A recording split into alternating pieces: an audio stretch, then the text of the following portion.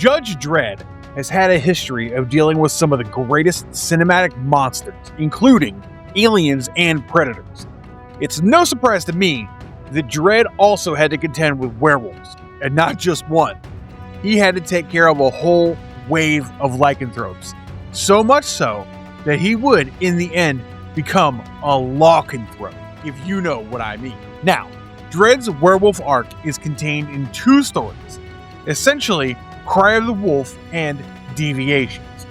Cry of the Wolf, which is renowned for its extremely good art, was actually drawn by Steve Dillon, the same man who would later go on to help Garth Ennis with his Preacher comic book. In Cry of the Wolf, there comes a rift between Megacity 1 and the Undercity, which spews some werewolves on the surface. The story is self-contained and has a happy ending, but in Deviations, the ending is slightly deviated and not so happy. What if that kind of situation comes to life? And in this video, we're going to explore both these awesome Dreadwolf stories. So, without further ado, let's begin, shall we?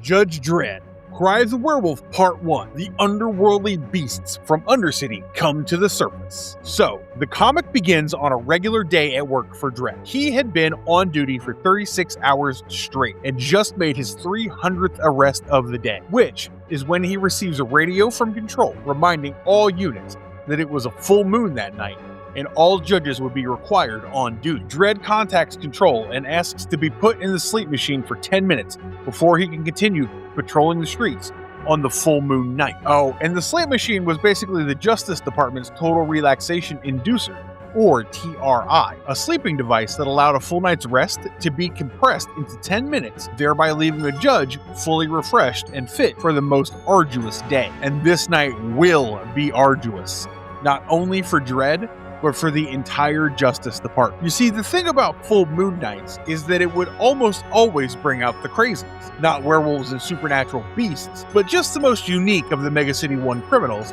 and the compulsory duty of judges on full moon nights was a norm, even before werewolves came to light. However, this night was gonna bring out more than just the crazies, because a crack had opened in the foundations of Norman Pitlick City Block, a crack that stretched down into the nightmare world of the Undercity, and tonight, the werewolf stalks. Far away from Judge Dredd and all the hullabaloo of Megacity 1, a couple joined each other in a gentle embrace under the full moon's silver light falling upon them. But suddenly, Renee, the girl, she hears something. The cry of a wolf. Her boyfriend, Ramon, dismisses her concerns, saying it must be some of the block Jews spugging about. His solution to her alertness and caution was cuddling more and closer. I swear to Almighty God, when men are in the mood, we throw caution and sensibilities out the window. Anyway, before you know it, 3 werewolves are stalking the couple. Of course, they attack, and Steve Dillon's art shows its first sign of unrivaled quality. You can see how the werewolf slashes Ramon and its arm pierces Renee's forehead while her eyes scream with fear and grief.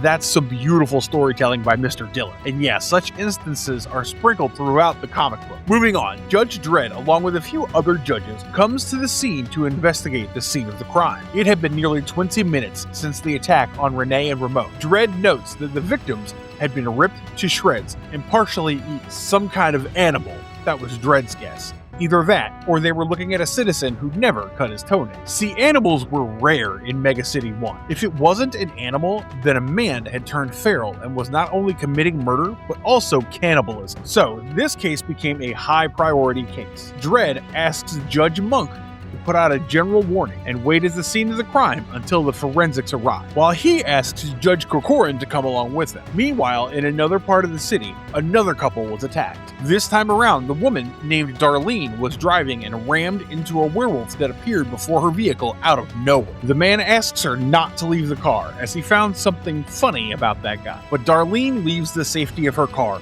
only to get bitten in the neck by the beast of the full moon night. Thankfully, Judge Fogg came to the scene, seeing who the werewolf tried to flee from there. But of course, Judge Fogg followed. Part 2, he's turning into a wolfman. Darlene and Floyd told Fogg they had been attacked by a werewolf. But of course, Fogg couldn't possibly believe in such a thing. However, after approaching the sinister beast, Fogg realized the couple was not bullshitting it. He fired 3 shots, but nothing. The Wolfman was still climbing the walls of a building, which is when he switched to incendiary and burned the beast. He makes a call to control and brags about bagging a Wolfman. As for Darlene and Floyd, they were advised to have the bite wounds checked, but the bleeding had stopped and Darlene just wanted to go home and lock the doors.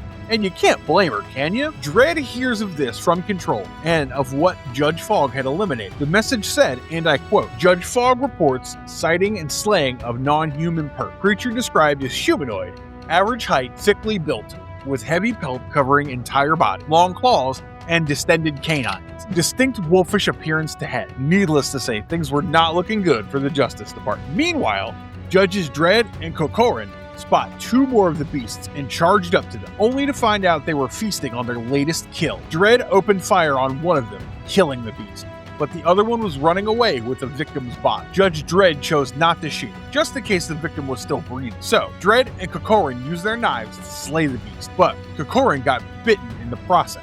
Now at this point, Judge Corcoran notices something strange on the body of the beast they just killed. You see, it had the remnants of a judge's uniform, Judge Bram. Turns out Judge Bram, after his useful life as a judge had ended, chose to take the long walk to the Undercity. A long walk was something that the judges could choose to take on after their retirement, in order to bring law to one of the lawless areas beyond the city's boundaries. And Judge Bram took his long walk to the Undercity, the sealed-off remains of the old city on which Megacity 1 had been built. But what was Bram's uniform doing on this beast? Well, from the forensics, Judge Dredd learned that Bram had a scar on his left thigh due to a laser burn back in '99. And, as he feared, the beast on the table had a similar scar on its left thigh. Needless to say, this confirmed that this non-human perp lying dead before Dredd was, or still is, Judge Bram. Unfortunately, before Dredd could put more thought into his recent discovery, he got a call from the medbay, asking him to come down there immediately. You see, something was happening to Judge Corcoran. He started sprouting hair. His facial shape was distorting, and his teeth were enlarging and sharpening. And the second part of the issue ends with Dredd looking at Corcoran and concluding he's turning into a wolfman. Part 3. The Makings of a Wolfpack. We return to Darlene and Floyd, who returned to their apartment after the recent wolf attack. The effects of the bite were quick to take place, and almost as soon as Darlene returned home, she developed this strange urge for blood and raw meat. She could not stop thinking about this. She talks about this to Floyd, who initially dismisses her concerns, saying that getting attacked by a werewolf was bound to give anyone the heebie-jeebies. He suggests applying some antiseptic on the bite wound and goes to get some, but Darlene's body was already under transformation. Her fingernails developed into claws, her teeth became bigger, and she went from human to hairy in almost no time. And when Floyd returned with the antiseptic, his wife had already become a full-fledged werewolf. Needless to say, Darlene did her thing. And let's just say Floyd had to suffer a fate worse than death. Back at the Hall of Justice medbay, Judge Corcoran was undergoing a similar transformation, but his was a tad slower than Darlene's, possibly because the doctors had given him a few drugs as soon as he arrived. Judge Corcoran had been restrained, but as soon as his metamorphosis reached its final stage, he managed to get loose. In fact, the doctor who tried to give him the sedatives got overpowered, and Corcoran could only be momentarily contained by Dredd, which gave the docs enough time to sedate Corcoran. But this reminded Dredd of Darlene, who he knew was someone that had recently been attacked. He immediately called Control and asked for a Priority 1 alert to be put out for any and all judges who were near the Buck Chegwin block, which is where Darlene and Floyd's apartment was. And within seconds, judges raced to Buck Chugwin block. Meanwhile, inside the apartment building, Darlene was on a rampage, but she wasn't really killing a lot of people. It seemed like her intent was to infect as many people as she could. The judges managed to bring Darlene down, which was about the time Judge Dredd also reached the spot. Several of the men and women from the apartment had been bitten and infected, and Dredd ordered the other judges to lock up all the victims and warned they had the makings of a whole wolf pack. Part 4. The White Wolf. Just as Dredd had predicted, the victims of the attack turned into deadly werewolves, and all of these unfortunate souls, including Judge Corcoran, had been rounded up and locked up in holding pens. While there was no progress on the cure front, Dredd learns that the labs had managed to isolate the cause of this wave of lycanthropy. Dredd immediately heads into the labs, where he learns from one of the science guys named Cassidy that they found a radioactive chemical in the bodies of the werewolves, which was a substance capable of bringing about dramatic changes in body chemistry. Furthermore, This substance was identifiable by a bright greenish glow that Cassidy conveniently took to calling Cassidium. I mean, I think I would have done something similar if I discovered a whole new substance that had the ability to change the entire body chemistry, effectively mutating it. In fact, this reminds me of the black goo pathogen from the Alien universe. You see, that organic chemical also has the capability to alter body chemistry down to the DNA level. Anyway, I digress. Now, Cassidy managed to develop a neutralizing agent, which, when you added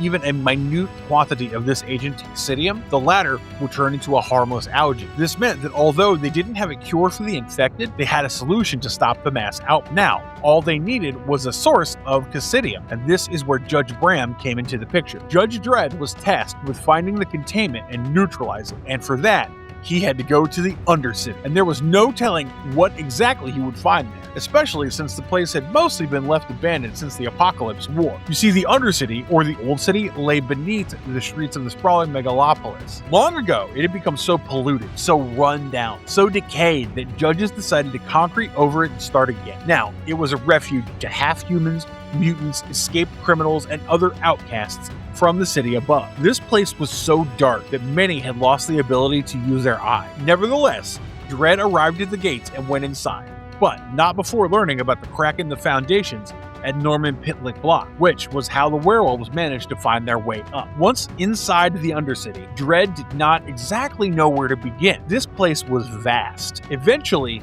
he reached what was once Times Square. Interestingly, you can see posters of movies like Rocky and Mad Max, and brands like Sony and Coca-Cola. But as he ventured forth, he came across an unimaginable sight. Robots had found themselves an old steam engine, and they had, in their captivity, a white werewolf. What does this mean? Why was this one white? Why are the robots holding it? Well, let's find the answers in the next part. Part 5, the Undercity Pack. In the name of the law, Judge Dredd asked the robots to give up the white werewolf, but they refused. These renegade robots had killed nearly 50 of the werewolves before capturing their leader, the White One. This was their prize, their trophy, a proof of their superiority across East Undercity. But Judge Dredd was in no mood for all the bullshit. And anyway, he needed the White One free. So he shot at the robots, and in doing so, he even freed the white werewolf. The creature escaped and ran faster than his bike could keep up. But Dredd used the bike's infrared vision and managed to track the beast to this desolate area of decayed woodland. Well, this is what used to be Central Park. The White One had returned, and his followers had gathered around him, like they were maybe expecting a speech or something. I'm not entirely sure. Anyway, this is when Dredd noticed that ghoulish green glow, an entire pool filled with Cassidium. Of course, he had to neutralize it with the substance that Cassidy had provided him, but there was really no way to sneak in there, and Dredd was forced to charge through this entire pack of werewolves, making way with the help of his bike cannons. He threw the canister, filled with the concentrated version of the neutralizing agent, and within seconds, the pool filled with radioactive Cassidium turned into a pool of harmless algae. Dredd wondered to himself that Cassidy's stuff always worked, but if he would ever be able to tell Cassidy the same thing in person. That was another question altogether. Part 6. The worst has come to pass. By now, Dredd had achieved his objective in the Undercity, but he still needed to escape while the blood-crazed pack of werewolves was after him. Needless to say, this would not be an easy escape, but Dredd used nearly every bit of skills and tricks he had, and this got noticed by the white werewolf. Anticipating the bloody result of this confrontation, the werewolf leader moves to forestall the escape, while underneath, Dredd blasts through fire and furies to cleave his path. Eventually, the pursuing werewolves decided to let the lawman go and focused on consuming their fallen brethren. Now, although the source had been destroyed, the werewolf curse, or infection, passed through saliva, and that meant all the werewolves living in the Undercity had to be killed. However, before Dredd could think further about how to do that, the white werewolf attacked him from above and managed to bite Dredd in multiple places, which meant one and only one thing. Dredd was going to become a werewolf soon enough. However, there was still much to be done. First and foremost of which was taking care of the white werewolf. Dredd gave it his all and finally managed to defeat and eliminate the creature.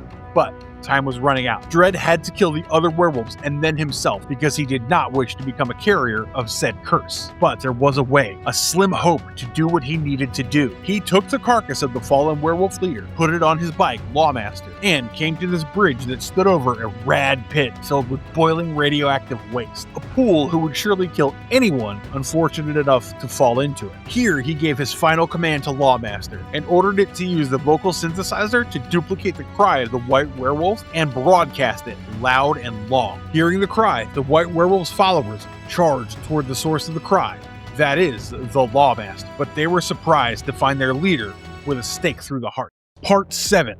Dredd's Orpheus. As soon as the werewolves converged on the bridge, a grisly claw crept towards the radio detonator of Lawmaster's explosives, and in one blow, all of the beasts fell into the pit of radioactive substance underneath. However, our guy Dredd had become a werewolf, a full-fledged one. Later, while roaming the Undercity, Dredd's senses would crave blood and raw meat, which was when he would actually smell the sweet smell of blood. However, the once tactical judge had become a feral beast, kind of like Wolverine becoming feral Wolverine. Anyway, the men whose blood Dredd just smelled, they trapped him in a pit and were about to kill him when they heard a cold, crisp voice cut through the stale air. This man stopped the other men from killing or robbing the werewolf and scared them away. Turns out this guy was Judge Prager, someone who took the long walk to the Undercity some 4 years ago. Next thing we know, Judge Prager sedated Dredd and brought him to the gates of Megacity 1, where he asked the judges to immediately bring Dredd to the medbay. Later, in the medbay,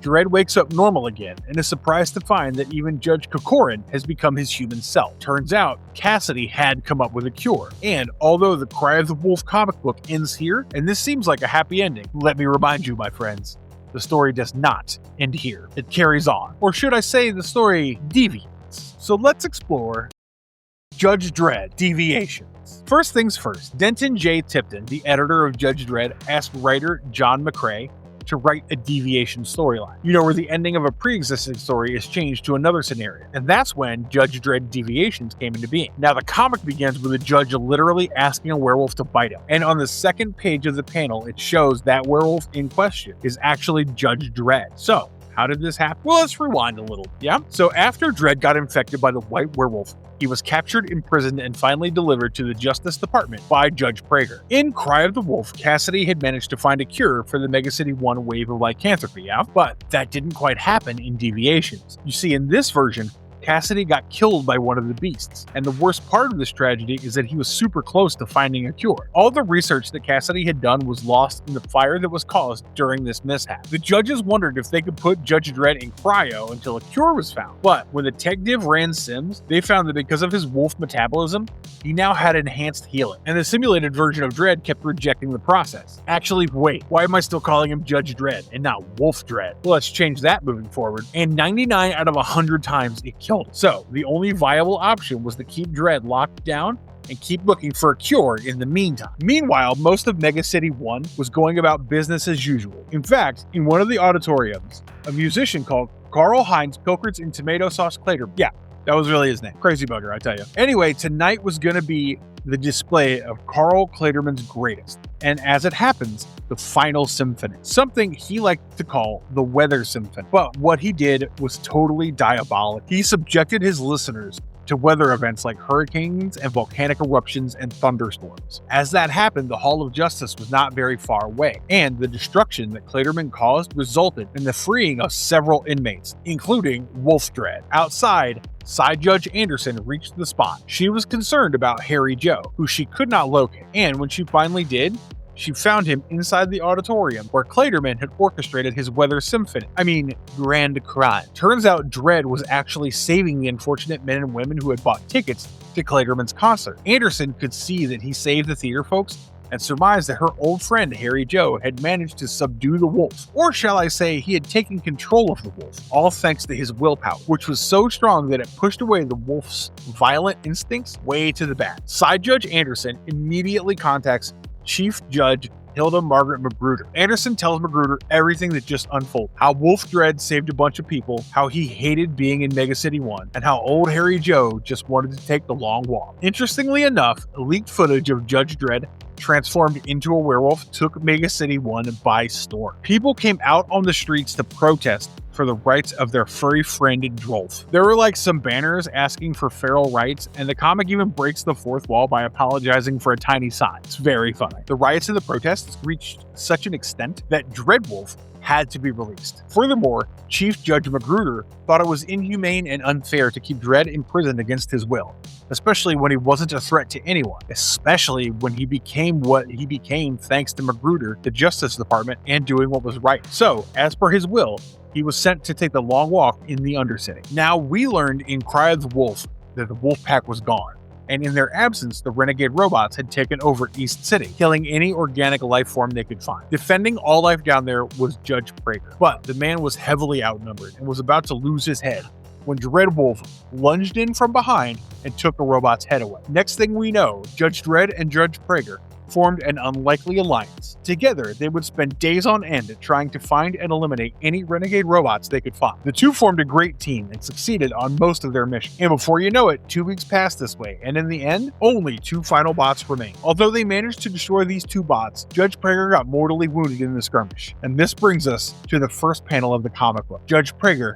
asks Harry Joe to bite him, so the lycanthropy would lead to accelerated healing and save Prager. Wolf Dredd does exactly that, and now they were the law in this savage land of the Undercity. Now, they were the 2 lycanthropes of the Undercity. And that's where Judge Dredd Deviations comes to an end. To be honest, I liked the ending of this What If arc, but I suppose things happened way too fast. Like, somewhere along the line, I wanted some more Dreadwolf action in Mega City 1. I wanted him to fight some bad guys and some more tension before Anderson and the rest of the judges realized that Dreadwolf was actually still a good guy. Nevertheless, both of these comics should absolutely be on your reading list. And yeah, if you liked the video, please consider hitting the like and subscribe buttons and ring that bell icon for us. Those 3 clicks from you will help us tremendously and bring you more of these videos. Stay safe and have a good one.